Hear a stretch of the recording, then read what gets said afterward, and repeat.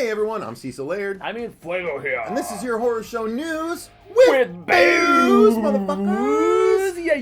Yeah, and you know I've had way too much to drink when I'm calling you motherfuckers right off the bat. You motherfucker. Kyle betrayed me and then he lied, tried to hide, and I died deep inside, but we can't say too much more because the copyright guys I'm gonna kick your ass! Yeah, the copyright guys will come and kick our ass. Yeah. Man, and didn't 20th Century Fox go after us just today?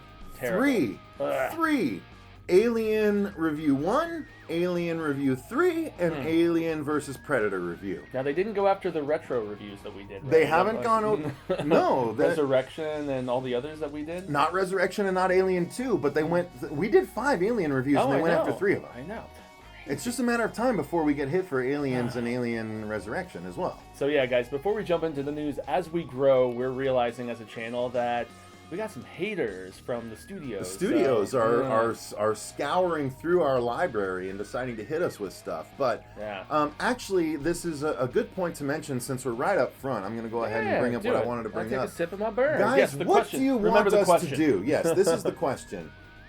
Right now, as it is with the horror show News with Booze, we record on Tuesday and then we upload on Friday after we've had a time to put up pictures and stuff of the news stories that we talk about. But also, as many news stories have hit in the meantime, which we miss out on sometimes. Yeah. We miss out on. So the question I have is, would you guys as an audience prefer us to keep doing it as is, putting up the stories on Friday that are pretty much 3 days old at that point or more? Sometimes more. And not would you prefer that with us overlaying stuff, or would you prefer us to possibly start doing live streams on Tuesday and or Wednesday, whatever day that we get together?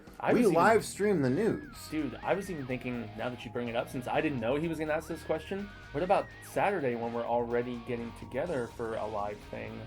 What do you think about that? It's just more to try and squeeze in when we're doing our live stream and everything else. True. Well, it was just a thought. Because we're already doing a live stream. It would be nice to do 2 live streams a week. Yeah. One is our usual live stream podcast on the weekend. By the way, we need to record a podcast today if we can because I don't have one for this weekend. Okay. There you go. Yeah, there's all your happening on screen. But no, I think we could do it, and I want to look at the XSplit because I still might be able to overlay our stories each week while we talk about them. Yeah, which is what we. It would essentially just be the stories on the left and us on the right. The color wouldn't change. Yeah. But it would be there the whole time, and we would start to do it that way. Well, I'm just curious about if we investigate it properly, how the peeps that I love so much, like Collider and various others, who do these live stream and they've got somebody on the board. Oh, that's much more complicated than what I have access to right now. Okay, yeah, just yet. But we're growing. Well, like maybe said, not. So. Like, I need to learn. I just realized.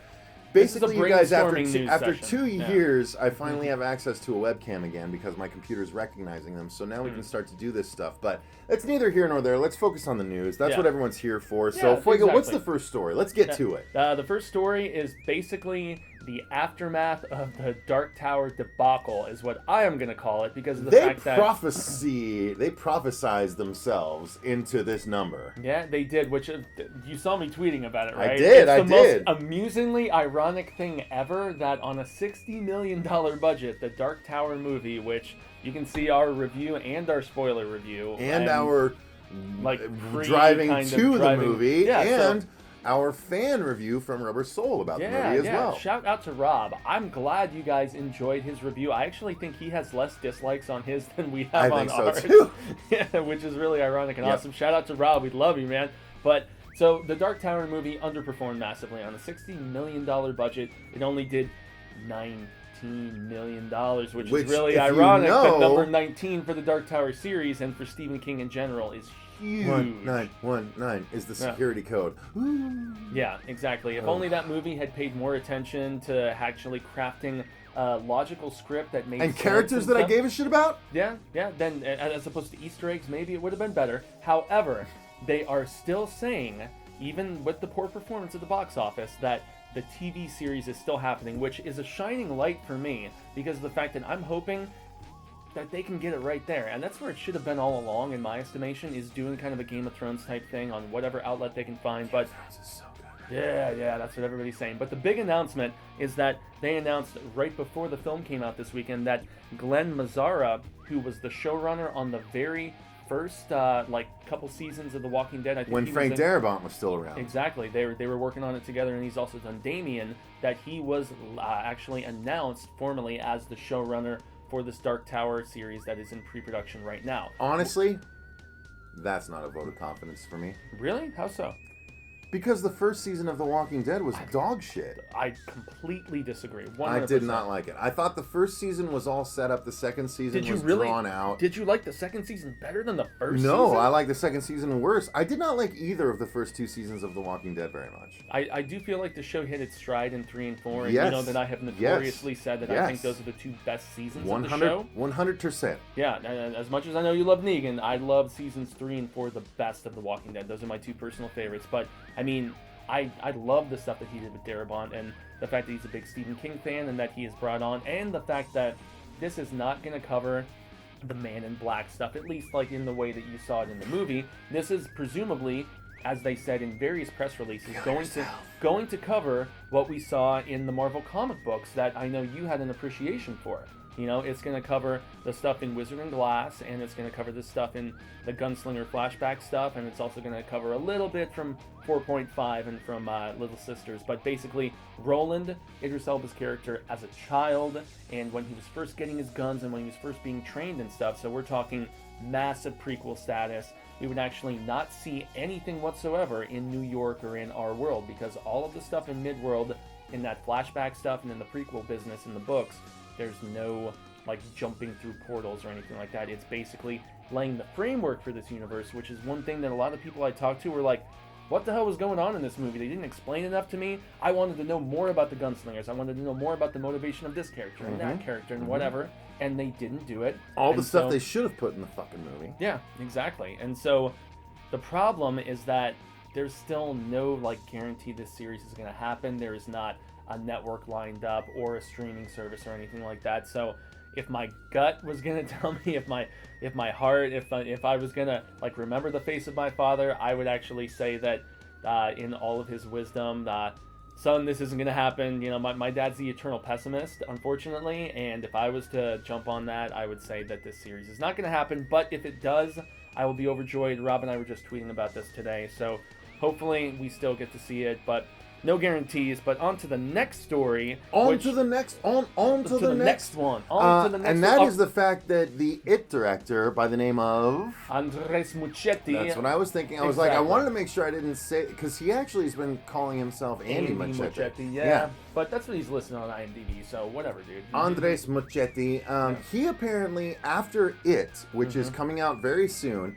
So okay. Well, I have a question following up. And the second part, yeah. So he is doing the second part first. He guarantees he's doing the second part, but this is the next King property he wants to tackle. What is it, man? He wants to get his hands on Pet Sematary. Yeah. Which is really interesting because Pet Sematary is actually a really pivotal Stephen King property for a lot of people. It's in my top 3, and it's weird how things fluctuate for me. It's like The Stand, It, and Pet Sematary are my 3 that just kind of shift around depending on my moods and stuff. And I thought the Mary Lambert original film was fantastically done. The one with the kid from Kindergarten Cop? Yeah, and, exactly. Yeah.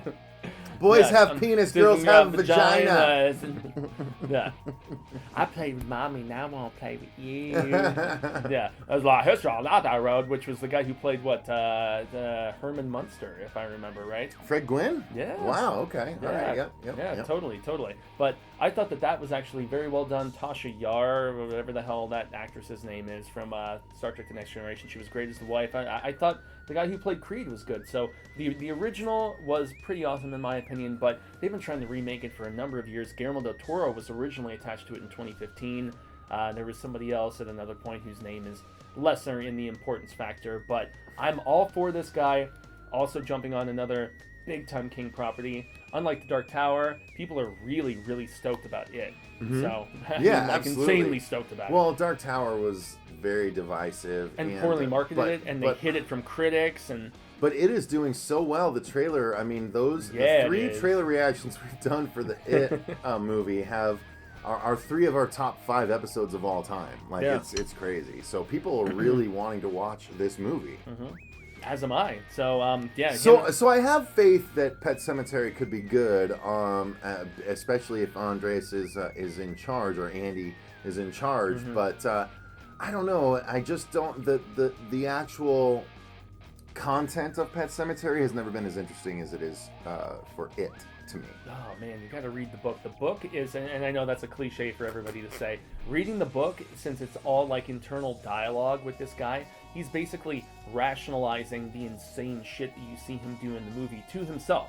So there's this Ramones song, "Hey ho, let's go," you know, the Blitzkrieg Bop that comes up over and over, and it's basically his valiant war cry for justifying digging up his dead son and doing all the other dumb stuff that he does throughout the book. Doesn't make any sense, but all right. No, it's just that he's insane. He's like descending into madness, which is why that doesn't make any sense to a sane person like you. So I think that would be awesome. Another quick mention is that if you are in the Hollywood area for between August 1st and September 11th or 10th, if I'm not mistaken, they're basically doing a interactive Nibble Street. You can basically go into this house for free that they have reconstructed, which is supposed to be where a big prominent presence of it is. You see the kids in the trailer there, and so hey, for free between 1 p.m. and 11 p.m. every day to go check that out. I wish I could. I almost wish that we could make a little trek over there, but who the hell knows? We are very busy peeps. It's our birthday month in September, and we're planning stuff for the month of October, Halloween month. So jumping into the third story for us. This one's all you, son. Yeah, and it's all King stuff, and this is not going to be the horror show, the King horror show news with booze. Close enough. At least after this. I know, but it was another slow week, and like the biggest stories were him. And so, all right. yeah. He's like, speed that shit up, man. Fantastic Fest, which takes place in Austin, Texas, and is sponsored by Alamo Drafthouse, which is a very cool... We love Alamo Drafthouse. Oh, yeah, those guys are rad status. They actually finally opened one up here in Arizona. It's way out in Chandler, like way the F out in BF Egypt, as people like to say. But nonetheless, they finally announced their 2017 slate of horror stuff that they're going to be featuring. And 2 big King properties that we have thought about for a while are finally making their debut, and which are basically rounding out this crazy year for the King, and 2 that I'm very excited about.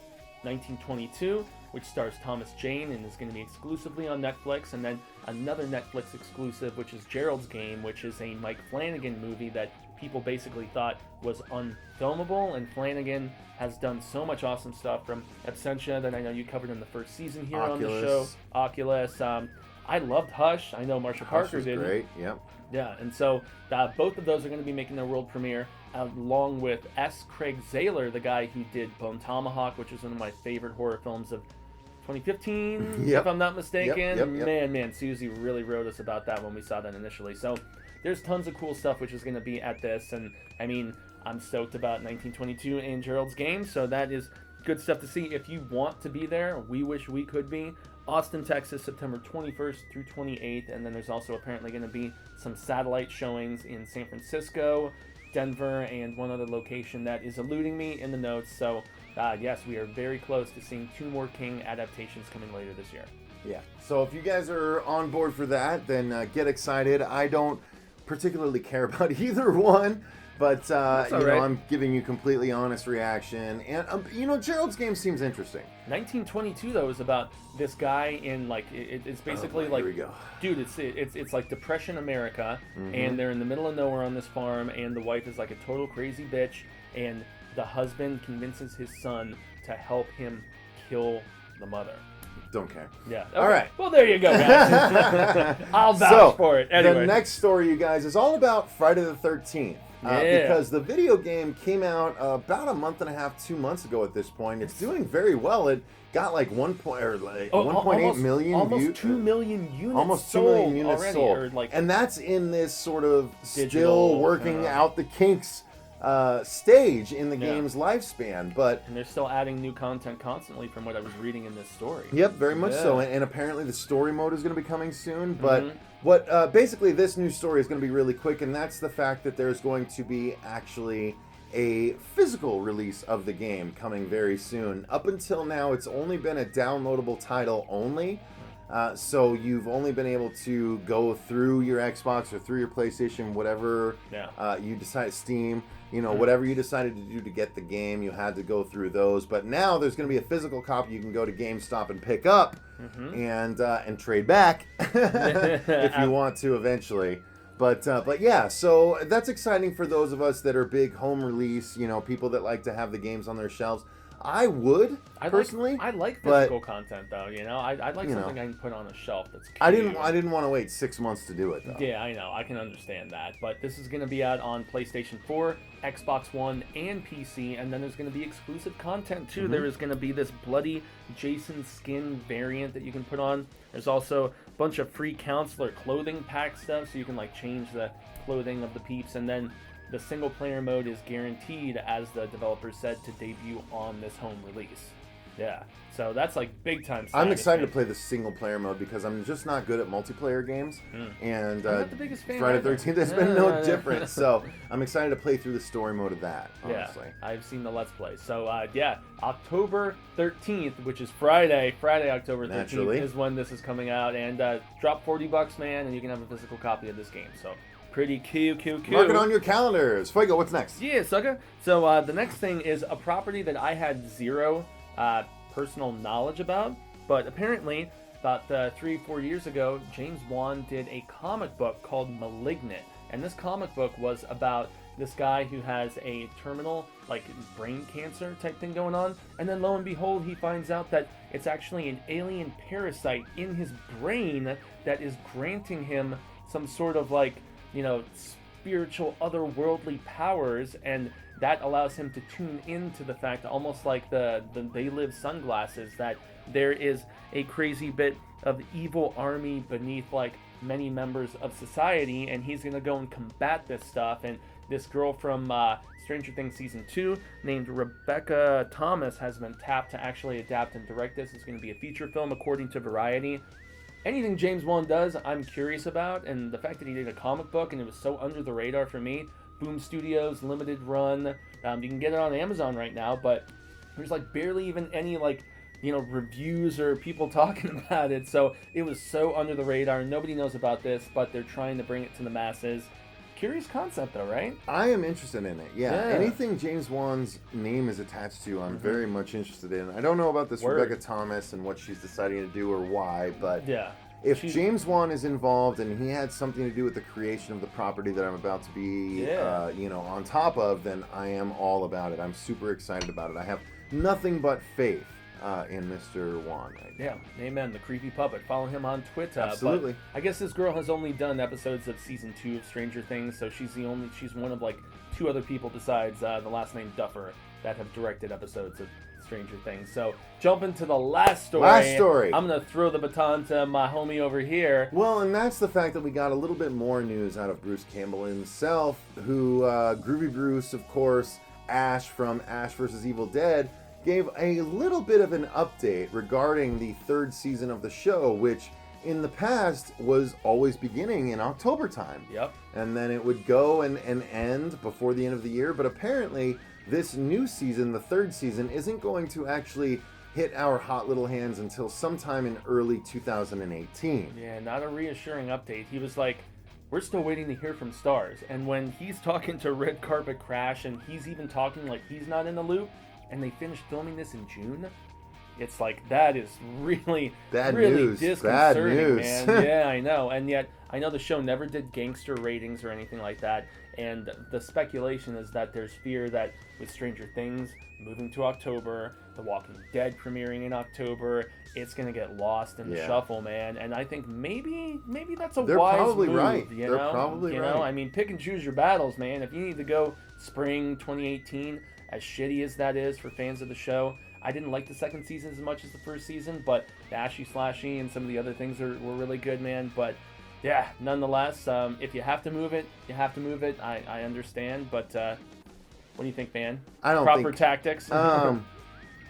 It's if that's literally sort of the only reason they did it, then it's a bummer. But if there was an actual production halt for some reason, some sort of injury or something, then it makes more sense. Yeah, like on The Walking Dead. But if it's literally just them not wanting to confront the big boys, then that's a huge bummer, because Ash vs. Evil Dead has the fan base of people that wouldn't care if that was the case. They would still watch your show, even if you were getting trounced, rating-wise. Yeah, and a fan base that extends way further back than those other two properties, you know? I mean, the dedication is decades in comparison, so... I don't know. That's not necessarily reassuring, but I still have faith in it, so... It's a bummer. The whole thing's a bummer, honestly. Yeah, but we still love you, Groovy Bruce, and, you know, thanks for at least giving us some insight, because everybody was thanks wondering for not fighting hard for your show. Yeah, I know. Anyway. That's an inside joke. Let us know in the comments down below, you guys, which of these news stories you are the most into. But until next time, I've been Cecil Laird. Gracias, I've been Jaime and Fuego. And remember, stay scared.